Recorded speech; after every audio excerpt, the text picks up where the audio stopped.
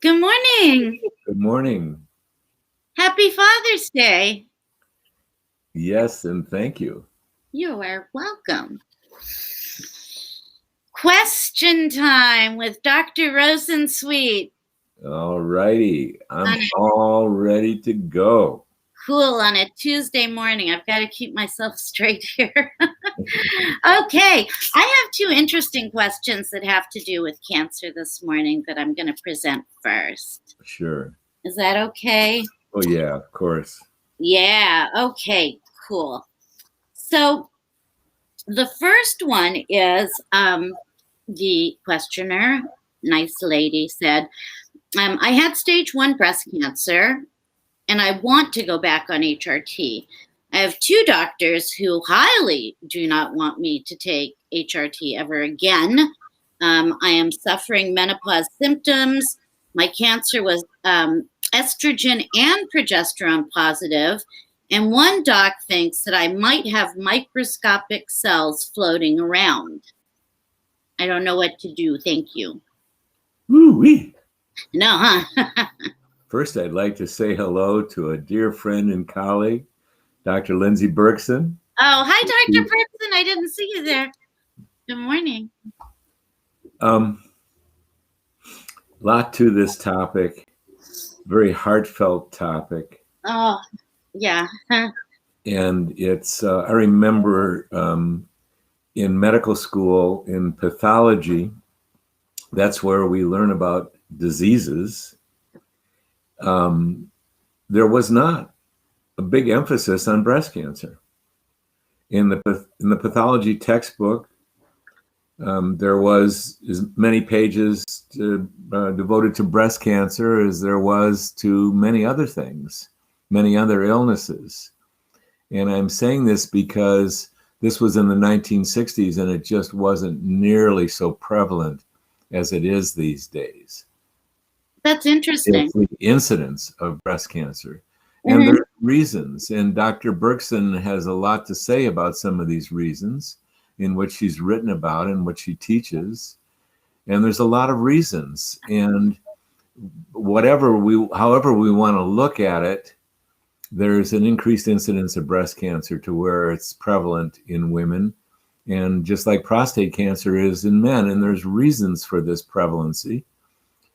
And let's just jump over the reasons and get to the reality that in my 25 years of specializing in menopause, I have met several patients of several different walks of life that have had breast cancer. And any physician that works with women who've had breast cancer, as I have, it's extremely impactful to meet up with a life-threatening illness. And there's many different directions I could go here. Really, this question's about coming from a woman who's had breast cancer and is being told and / frightened that she can never be on hormones, she should never think of hormones, and that's the end of the story. And then these women, many of whom had chemo and have 0 ovaries, especially if they've got this when they were younger, that's what is the most prevalent thinking out there. And this thinking emerged from the Women's Health Initiative study. 2002, the press gets a hold of this and it just terrifies women all over the planet Earth and healthcare providers that if a woman has breast cancer or a woman doesn't have breast cancer, that taking hormones puts a woman at risk for getting breast cancer. So it terrified everybody. And as I've said many times on this show, that information was false. False. Wrong. In the 2002 Women's Health Initiative study, as it was published, it actually says that treatment with horse urine-derived estrogens, Premarin, which was the most prevalent treatment ever, 18 million American women prior to that study were 40% of those in America who were in menopause were being treated with some variation of Premarin or Prempro. Well, Premarin in that study, had a reduced risk. That means a woman who was being treated with Premarin was at less risk for breast cancer, heart attack, and stroke than women who did not receive treatment. And the questionable thing was a possible hint of increased incidence in women who were taking Prem-Pro, but in the paper itself, it said the 1.26 relative risk was statistically insignificant. Right. That means in science that there was no increased risk. Right. Scientifically proven. But that's not what the press got a hold of, and it just made it seem like there was increased risk. Spread like wildfire is nothing I've ever seen in medicine, having wrong information spread and have such a horrible influence on women, many of whom got absolutely frightened of taking any hormones at all. And also significant, healthcare providers developed this new relationship to treating women, even women who had breast cancer, that hormones were bad. And it's false. So what I want to turn every woman that this is an issue for towards is a book by a childhood friend of yours, Avram Blooming. In the book Estrogen Matters, written by Dr. Blooming and Dr. Carol Tavris. Dr. Blooming is an oncologist. Dr. Blooming has specialized in breast issues. Dr. Blooming's wife and daughter had breast cancer. And Dr. Blooming's wife and daughter are being treated with Premarin. Because Dr. Blooming cites the science, which is women treated with hormones, and in this case, the hormones being referred to are primarily Premarin and Prempro, because that's what the studies were done on, are at less risk for developing breast cancer, heart attack, and stroke than women who go untreated. Here's another thing that Dr. Blooming goes into great detail in the book, Estrogen Matters. So if you've had breast cancer, this is almost imperative reading, because you need to know in your bones that what the science is.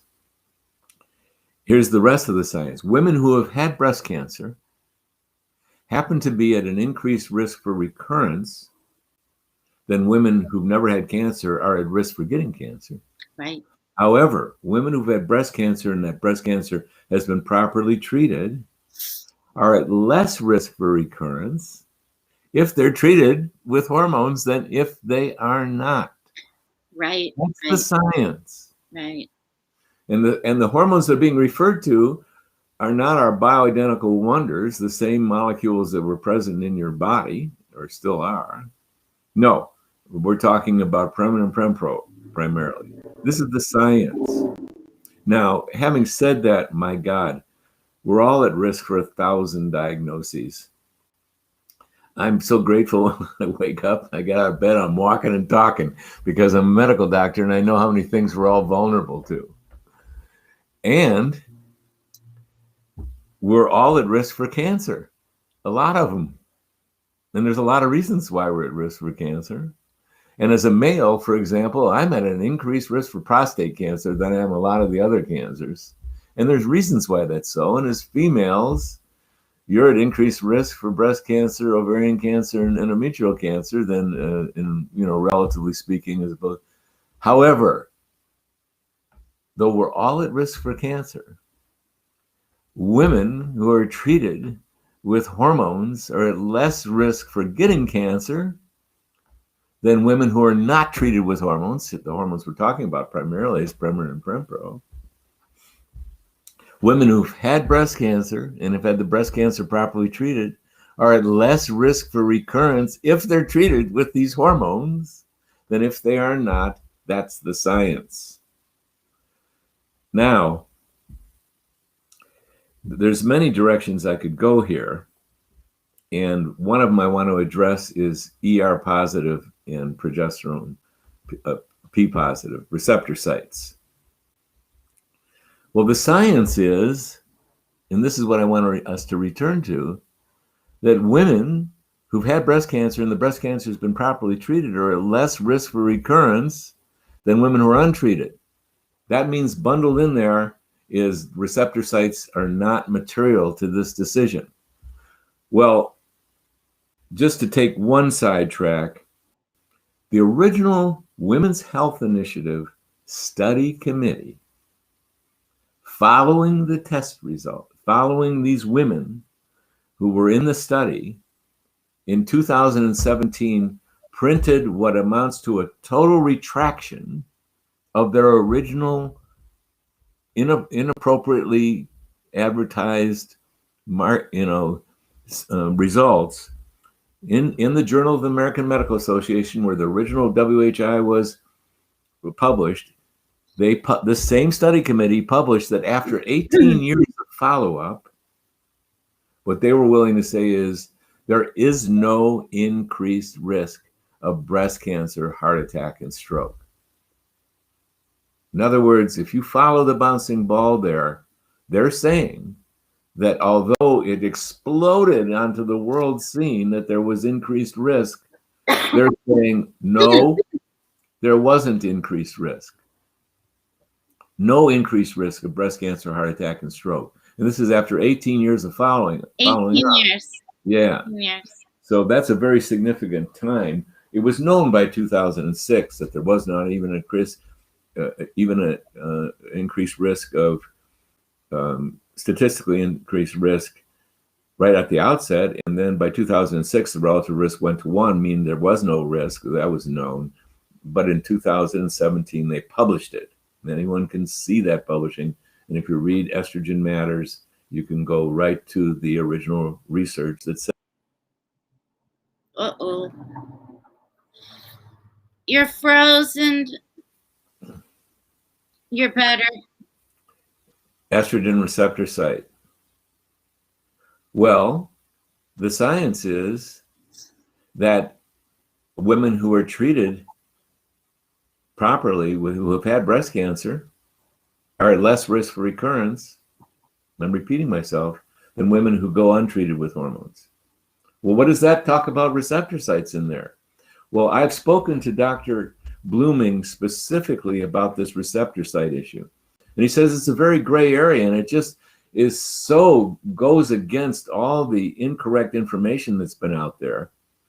Because one of the things that doctors gravitated to immediately was, well, at least we don't give estrogen to women who've had estrogen receptor sites.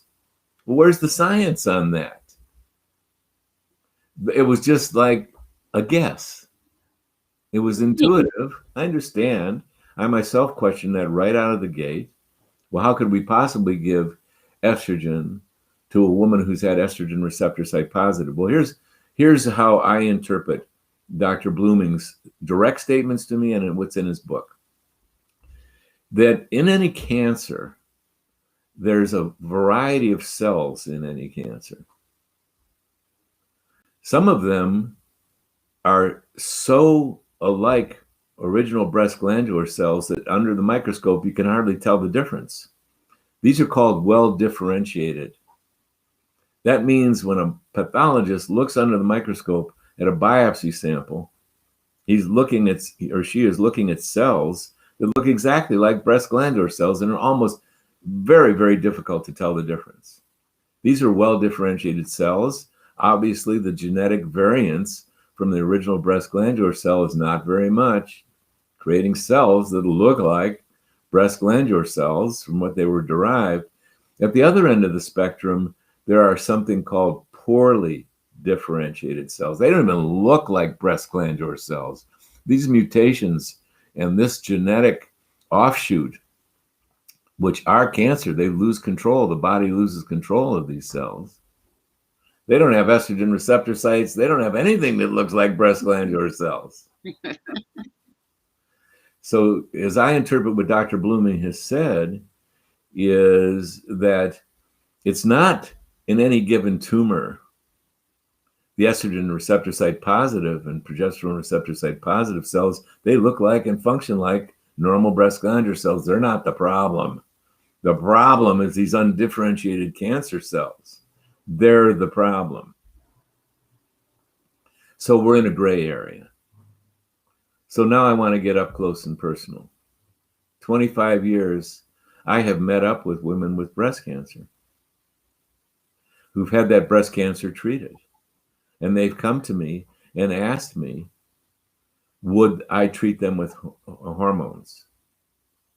And in very select ways, I have said yes. And in my practice right now, there are 3 women that are 10, 15 years out from their original treatment. I went through a selection process based on a lot of factors, which I'm not going to go into details right now. And then every physician and healthcare provider that's treating women has got to come up with their own internal gauge of what they're going to choose around this. And even people who are in our expert mastery training class for physicians and nurse practitioners and prescribing pharmacists that want to master menopause, we leave the final decision up to them, what they feel comfortable with. Because bottom line, we're at risk.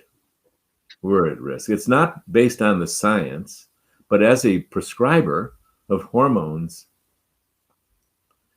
we face so much derision and opposition from so many physicians. It's challenging. Well, being a physician is a challenge. Many of us didn't realize what we were walking into here. But it's part of being alive as a human. We're all facing challenges, and there's many professions face many challenges, and healthcare workers face many challenges. I have so much love and respect for all those who, from janitors to neurosurgeons, who are placing their lives and their families and their existence on the line by being in healthcare. And this is one of them. I have had patients who came to me, they had breast cancer, they had inoperable breast cancer. They were looking for other solutions because they were told that traditional therapy couldn't help them. These are women in their 30s. I've had those patients die. When that happens to any physician, it's extremely impactful. You realize that this particular profession has got its challenges, and that's what we're working with. I've had women come to me, as I was saying, that have had breast cancer, had the breast cancer properly treated, and knock on wood, I said, yes, I'm doing it. I'm going to treat them. And the results have been impeccable. They've been, it doesn't mean that I'm guaranteed. There's so many moving parts that go into the developing of a life-threatening, leave Earth-threatening illness like cancer of any kind. And that's what I take us back to, is you think, well, we know the causes of all this. Well, yeah, we can list many causes to the developing of cancer, but there are a zillion moving parts, including the mystery. You have a child who 6 months old develops a cancer, a leukemia, and you're not going to be able to easily explain through traditional approaches why that child passed away, had a life-threatening illness. It takes a spiritual view that very few human beings have achieved. Correct. About human life. And you're not going to be able to do it around breast cancer. Like, as I've said on this show, I've said, anyone who's got a life-threatening illness, cancer or otherwise, what I like to say to my patients is, let's pretend we have a video of your whole life. From the moment you were conceived, intrauterine video, and a 24/7 video of your whole life up until now, up until your diagnosis. And the editor of that video pressed a magic button that that edited out all the good stuff, all the good food that you ate, all the exercise that you did that was good exercise, all the beneficial relationship that you had to the divine and to happiness and to love and everything that leads to good health, edited it all out. What would be left behind would be your dietary indiscretions, the exercise you did too much of or too little of, the toxicity that you got exposed to, very important in the world of cancer, including breast cancer. Most of these toxins are fat soluble. And when they go into your love handles, all these herbicides and pesticides and chemicals strong enough to kill germs and funguses, that's strong chemicals right there. They're fat soluble. When they go into your love handles, no big deal. They're sitting there in the fat tissue. There's nothing vulnerable around it. But when they go into the breast, they're sitting next to cells that undergo mitosis every single cycle in a young woman.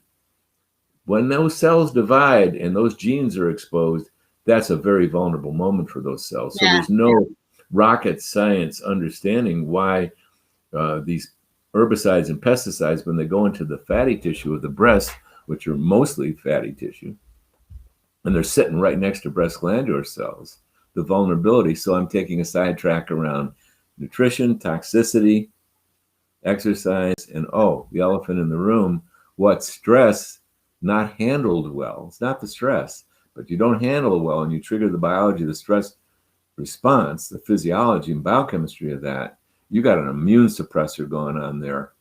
You're jettisoning that energy towards fight or flight. You're not. It's not available to do such basic functions such as digesting food and beating of the heart and the immune system. Totally optional.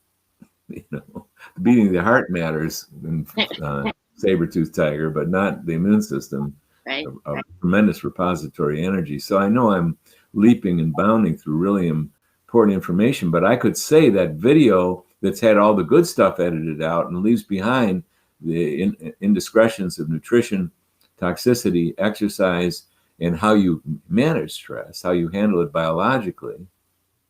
We could say there's the causes of the illness. That's how you got there. And there was 1,000 million events from the time you were conceived to the time you got a really egregious diagnosis. And then there's the mystery. Right. I left out the mystery. There's so many. I've listened to the stories of so many people who have developed illnesses. And as much as I've cared about this, there's mysteries involved. Human life, there's so much more to it. So to say that breast cancer and estrogen receptor positive stuff, when even the science doesn't show this, it's a very gray area. And you're dealing with a million causes that a woman who's had breast cancer, there was a million causes go into this. And by the way, one of the things that I've seen so prevalent is a woman who's had, or a man who's had life-threatening illnesses. Very often they're going to really try and get to the bottom of it. Mm-hmm.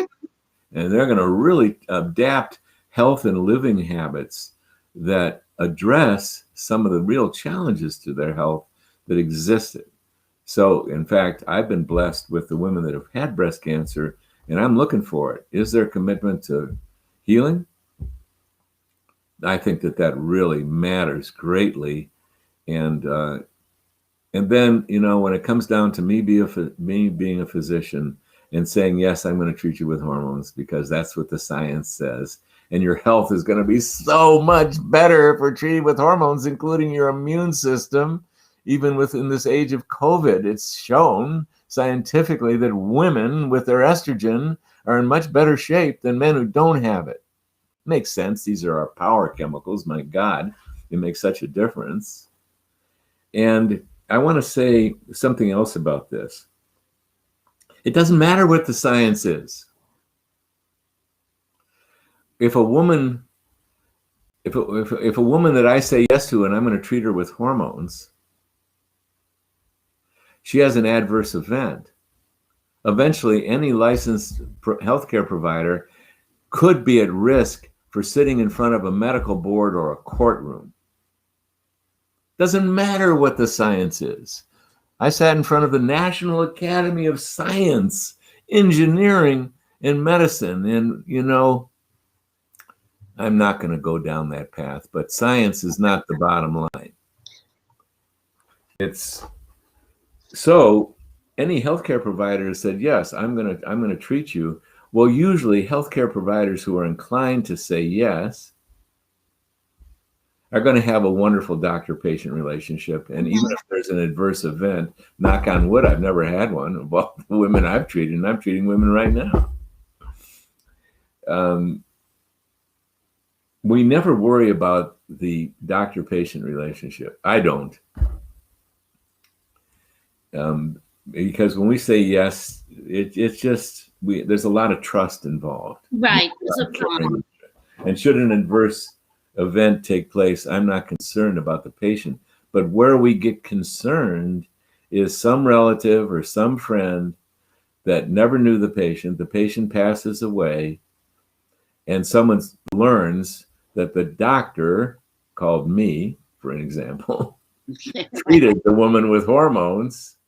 It doesn't matter what the science is. Right.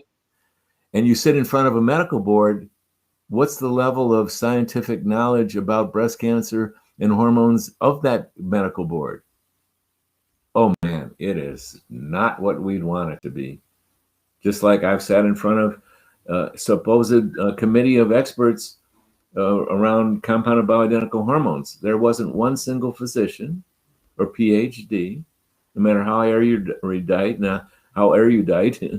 and beneficial they might have been, who had ever treated a woman in menopause with hormones, let alone compounded bioidenticals. There was no pharmacist. The science didn't matter. And I'm saying that, and you know, we're hoping for a good resolution because we're Big Tent. We want everyone to thrive in this area. We want to influence the National Academy of Science because this is an important body here, and there's many beneficial aspects to the whole government overseeing of things.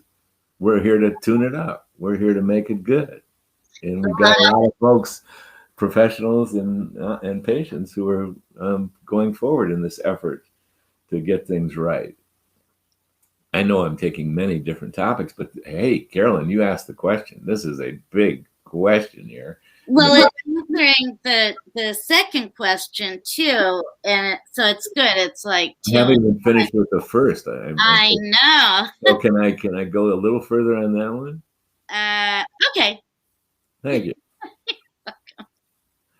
So the bottom line in a woman who's had breast cancer, even though the science says that she's at less risk if she's treated with hormones than when she's not, and the whole estrogen receptor site is so gray because why is it? It's going to be forever gray.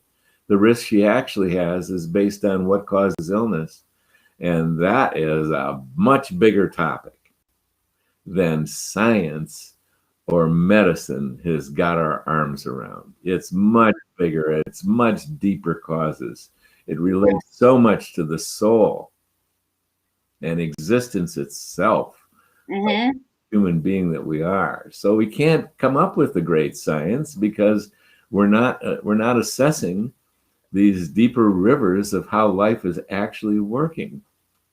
But back to the jeopardy when a woman has breast cancer, has the breast cancer properly treated, and she's having horrendous symptoms, life-disabling symptoms from low hormones, and she goes out into the world of healthcare providers, your job is to find one who is sympathetic. And there are a lot of medical doctors, naturopathic doctors, healthcare providers that are licensed to prescribe hormones that are very sympathetic with this, and they're up on the science, and they're at risk. They know it.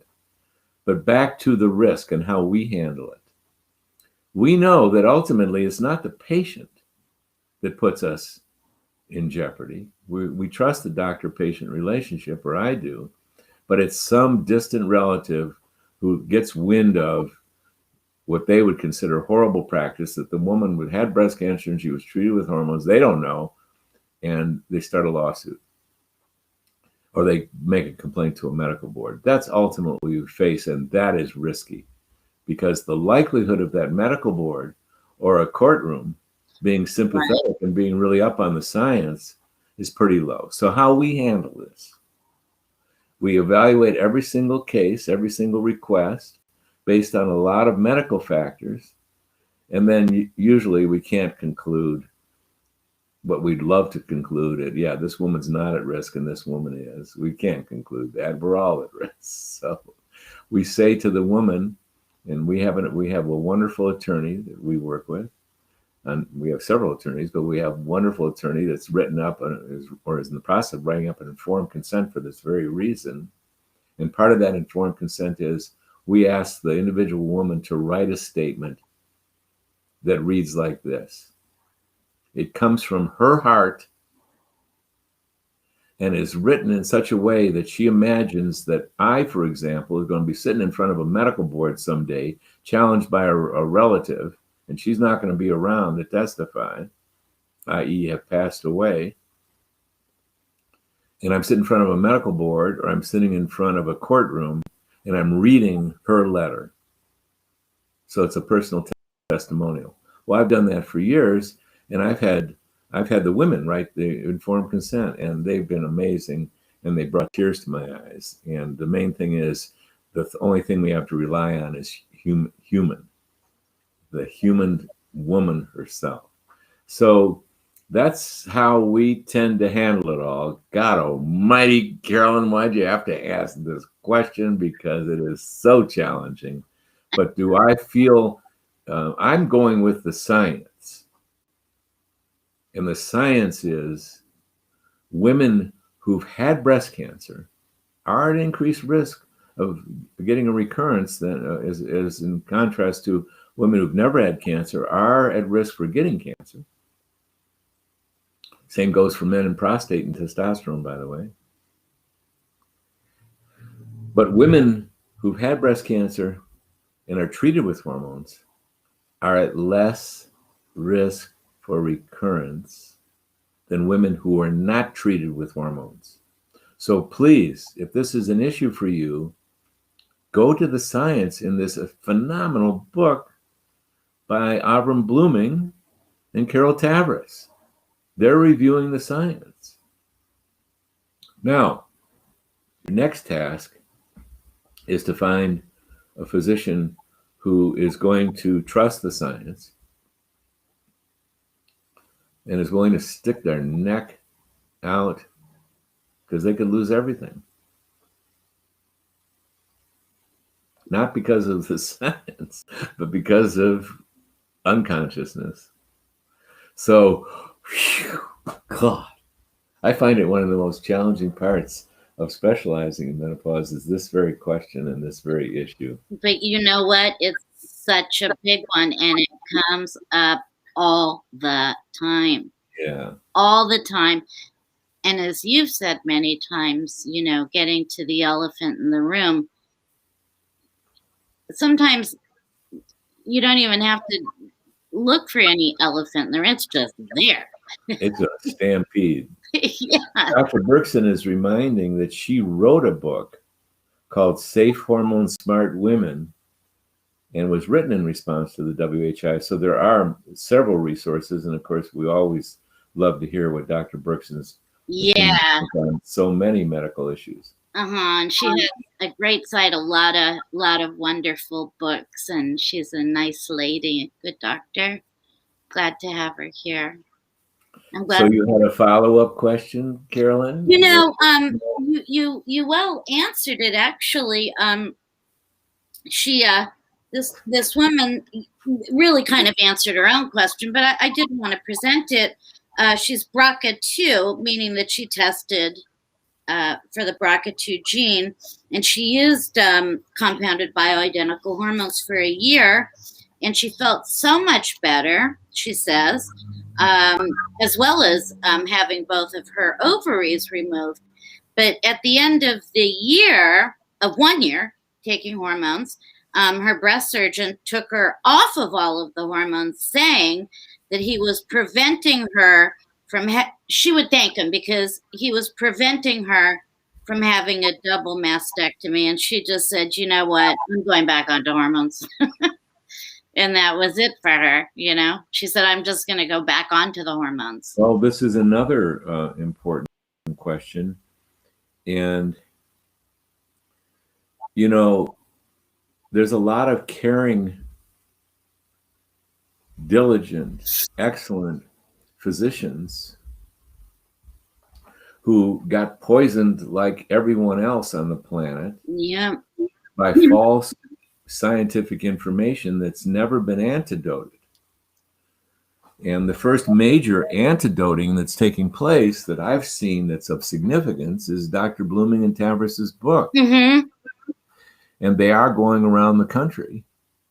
And the poison of the misinformation is so strong that wherever Dr. Blooming goes to lecture to professional organizations of medical doctors, what I hear is there's always people that are furious at it, even though he's just reporting on the science. Because for some reason, maybe understandable, some not, this became such an intense issue.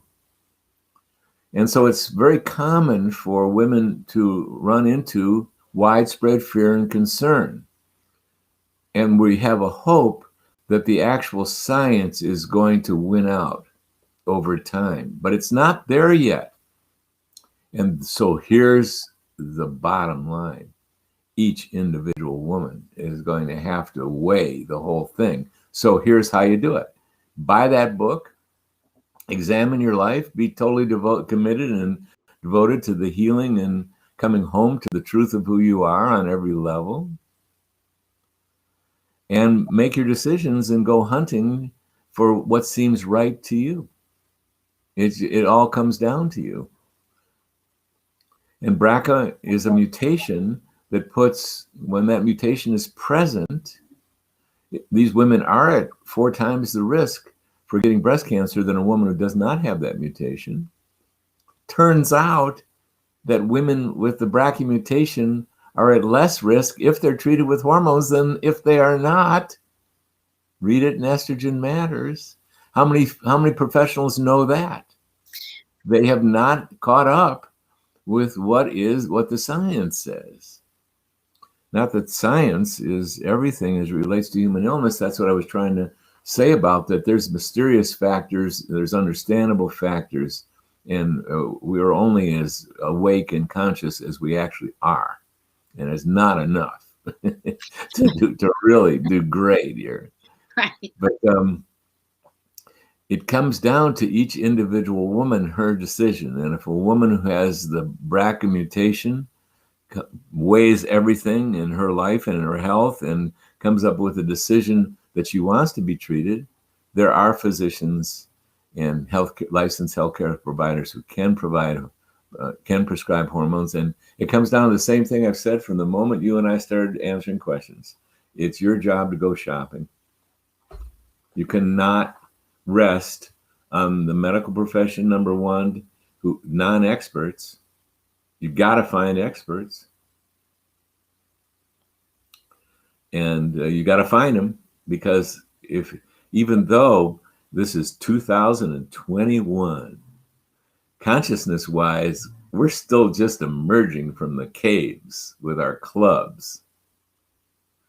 And so it's incumbent on every one of us as individuals to be our own guides and our own choosers. And what it translates down to is whatever you got going on, find someone who's expert at this and do it in partnership with them. That's your job. Shopping. It's shopping, shopping, shopping. You'll find them. They're out there. God, I go to conferences. There's thousands of physicians and nurse practitioners and pharmacists. They're just so wonderful. And this has been going on for 30 years of my life. They've always been out there, but they're so wonderful. They're so knowledgeable. They care so much about doing good work.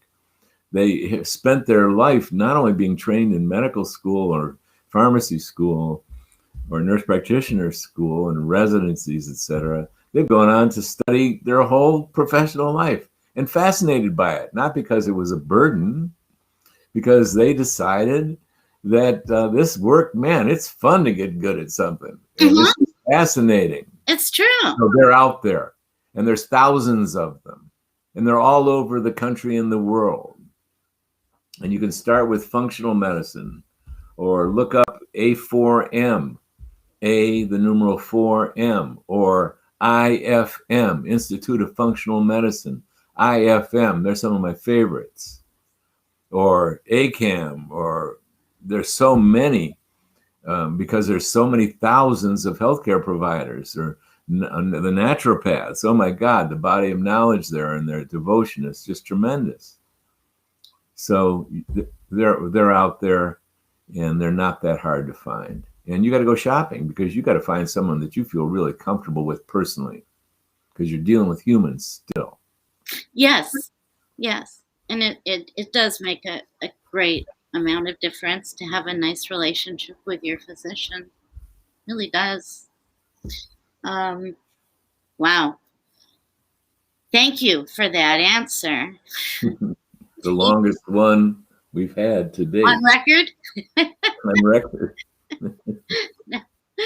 They're always such great answers, Dr. Rosensweet. And thank you, Dr. Berkson, who says she has a chapter in the Smart Woman book on that particular gene and the use of hormone replacement. And she says she's in her car driving, so forgive her if it's coming out strange. So we acknowledge you, Dr. Berkson, very much so. Okay, this question comes from Las Vegas, and it's hot in Las Vegas. So the questioner says, can extreme heat affect the way our hormones work? I live in Las Vegas, and it is 115 degrees here, and it's brutal. And she says, I try and stay in as much as possible, but I have to be in this heat due to work. And I'm wondering if this heat has an effect on my hormone replacement therapy. And she takes compounded. In fact, she does a menopause method. Well, there's two ways to consider here. One is, does heat have effect on our hormonal needs and our therapeutic program? And it does, because it can be stressful, especially if you're hanging out outside at 115 degrees. Right. The other thing is, and I'm not sure exactly what the questioner would like to know, but are the hormones vulnerable? Well, a lot of chemicals get quite unstable and altered in extreme heat. Now, here's some interesting things about hormones. I had the privilege of speaking to a pharmacologist who is involved in the original research in the birth control pill. Mm. And he said that they ran into so many issues when they were trying to put a hormone into a pill. And what he said is, these hormones, they would get into their laboratory and they'd wind up on the desktops, and they'd wind up in the air conditioning systems and the heating systems. And some of their female employees were starting to get major symptoms just from the aerosolization of the estradiol that was being put into birth control pills. That is wild. And he said the second part of that was that they couldn't get rid of it.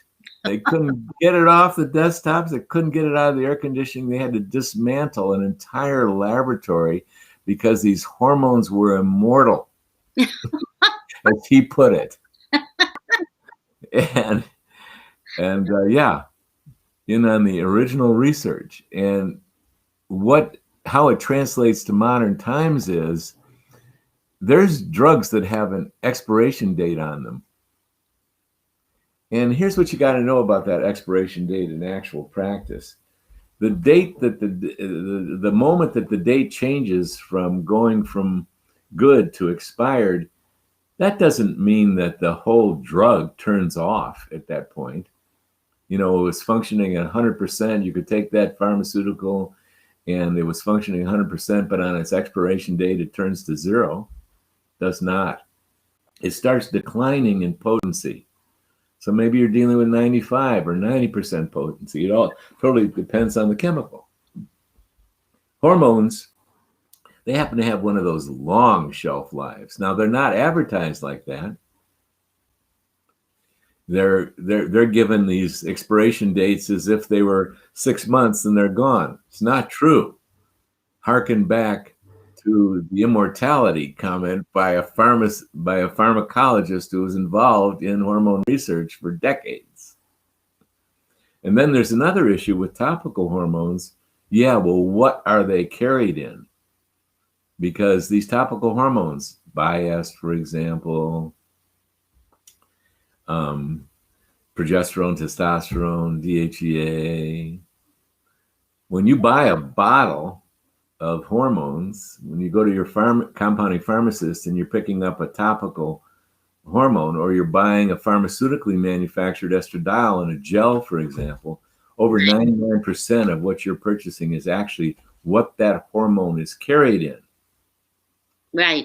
Most topical hormones that are being manufactured and are being compounded are being carried in very strong solvents because they're poorly soluble and you got to get them up in the solution. This is so over 99% of what's in a Topi-Click or a pump bottle, whether it's compounded or whether it's pharmaceutically manufactured, it's base. It's this, what you brought them up in. These things tend to be pretty durable as well. And when we went to design our organic oils base, we were very careful to select the base that had 3 years minimum duration. So you could stick anything out in the sun, and is it going to be terrific for it? No. Room temperature is going to be fine, but if your room is heating up to 115 degrees, everything's going to be vulnerable. Yeah. So what's going to happen? They're not going to work as well. So moral of the story, don't stick your hormones out in the Las Vegas sun, or they're not going to be as potent. And the longer they're out there, the more trouble you're going to have with them. Got it. Yeah. Interesting. Okay. So moving on to we're good. Okay. So, questioner says, I'm looking for some reassurance, please. For me, it is day 9 of estradiol patches and prometrium, and I am just miserable. My worst symptom is joint pain, then bloating. I actually feel my bladder and it hurts. My whole body feels swollen. Is this normal? And if so, please, can you tell me if it'll go away soon? Well, I tend to not love to answer questions that are outside of our method, the menopause method. Right. And there's many moving parts in our method, including the use of Biest rather than estradiol, including using organic oils as the vehicle, including proper levels of progesterone, testosterone, and DHEA, including phenomenal diligence around individualization, because women vary enormously as to how much of anything you need, what the balance of those 4 hormones are, not to mention thyroid's influence and adrenal influences on that, how sensitive you are to anything that you're given, how well you absorb things. There are so many moving parts that we are developing a specialty, because it takes someone who really knows what they're doing to get it right. Yes. And without burrowing into the details, when a woman is being treated and things aren't going right, as this woman says several things that are bothering her, the process is the same. And this is what I train and mentor the physicians and pharmacists and nurse practitioners that are in our training program, is you just take it down to the basics. And you assess initially by a woman's total health history, and also the symptoms that relate to hormonal insufficiency. and you zero in, and a woman like what you're describing, I would start from scratch, because you don't know what's going on. Like you say, bladder symptoms. Just this week, we have an example of a woman who is having bladder area symptoms, total negative urinalysis, total negative. It sounded like a urinary tract infection. It sounded like it was bladder, and it wasn't bladder. Her dosages were too high. Ah. You can't tell by numbers, but you give a woman too much estrogen and her uterus is going to respond to that. She's going to get cramps. You're going to get the return of PMS if she ever had it. And that's what was going on. It wasn't bladder at all. It was excessive dosages of estrogens. Interesting. Early. So you never know. But the process is the same. I understand that women are really challenged many times. They go out to get treated with menopause. They're dealing with hormonal deficiencies. Hormones are the strongest chemicals in our body. They need to be dealt with by experts, and they can't find those experts because very few people are specializing in menopause, because everyone got scared, taking us back to the very question. So who wants to take on hormones when in 2002 people freaked out, were thinking, well, maybe I'd be giving my patients cancer or something. So this field got mighty stunted, and it has not attracted this widespread desire for board certified specialization in standard of care. Our group is definitely working on that big time. Yes. In fact, we've designed our whole program now to only accept those who want to become experts in this and specialize in it. Because in order to get good at things, you want to get specialists. Like if someone fractured their hip or let's say their forearm, I could probably get it sort of happening. But I'm the last person on the planet you want to go to if you fractured your forearm. You want to go to an orthopedic surgeon who's had like 5 to 8 years of postgraduate medical school training beyond, and is set 100 or 500 arms. Oh my God, the knowledge base in orthopedic surgery is staggering. It's true. If you need an endometrial biopsy, you want to go to a gynecologist who's had 5 minimal years, I don't know the exact amount anymore, of residency and training and postgraduate training, and has done 1,000 endometrial biopsies or cesarean section. My God, you want to go to these folks. Well, the same is true in menopause and hormones, but it's been very stunted because people getting freaked out by they're putting women at risk. So, oh my God, Carolyn, I've drifted so far away from the question. I'm not even remember. Yes, there was a problem, and here's how you deal with it. And this is this woman. Here's your job. You're not getting a simple beneficial response to what you've been treated with. That does happen. There's many women, they get they go to a physician and they get a prescription for menopausal hormones and they do pretty good. My God, there was millions of women who did great with Premarin and Prempro. So that happens. But also what happens is what has happened to this woman. Mm-hmm. It didn't work right away. So your job is to find someone who's specializing in treating women in menopause with compounded bioidentical hormones. Because they'll sort you out, and it's not rocket surgery. They'll listen to your story. They'll come up with the next steps, and the two of you together will team it. And you'll work your way into hormone individualization and getting the balance right and getting the sensitivity right and getting the vehicle right. That means how the hormone's being delivered. And it's, I mean, from my end of things, when I run into a challenging case, it's entertaining. It's what, Yes. It's like, I mean, those who like crossword puzzles or Rubik's Cube, well, this is the ultimate in that. Right. So that's what you need. Your job, you're not having a beneficial result right now. But I promise you, someone's there to sort that out and get it right. But you want someone who's specializing in treating women in menopause with compounded bioidentical hormones. You need the individualization. The individualization is not possible with what's being used, what you're being treated with. That's my opinion. It's not like good can be done. Good, that was a reasonable approach to your menopause, but it didn't work, and that's okay. Individualization matters, and there you go. That's a very, very nice ending to the end of our hour, Dr. Rosensweet. It's 7:59. And I don't think that I have